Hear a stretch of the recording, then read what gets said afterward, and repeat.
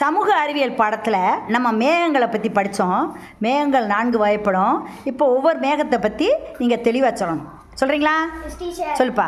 இதுதான் திரள் மேகம். திரள் மேகம் இப்படிதான் இருக்கும். திரள் மேகம் வெண்பஞ்சு போல காட்சி அளிக்கும். வெப்பசலன மழைப்பொழிவு தருகிறது. இவ்வகையான மேகங்கள் மழைப்பொழிவு, மின்னல், இடி போன்றவற்றோட தொடர்புடையவை ஆகும். இதுதான் படைமேகம். படைமேகம் இப்படிதான் இருக்கும். படைமேகம் சாம்பல் நிற விரிப்பு போன்ற தோற்றத்தை உடையது. இது சிறு தூறல் மழையை தருகிறது. இதுதான் கீற்று மேகம். கீற்று மேகம் வானத்தில் ஒரு வெள்ளி சாம்பல் நிற மீனை போல் காட்சியளிக்கின்ற இவ்வகையான மேகம் மழைப்பொழிவை தராது. இதுதான் கார் மேகம். கார் மேகம் மடர் சாம்பல் நிறத்தில் இருக்கும். இவ்வகையான மேகங்கள் செங்குத்து மேகங்கள் அல்லது மலை மேகங்கள் என்று அழைக்கப்படுகின்றன.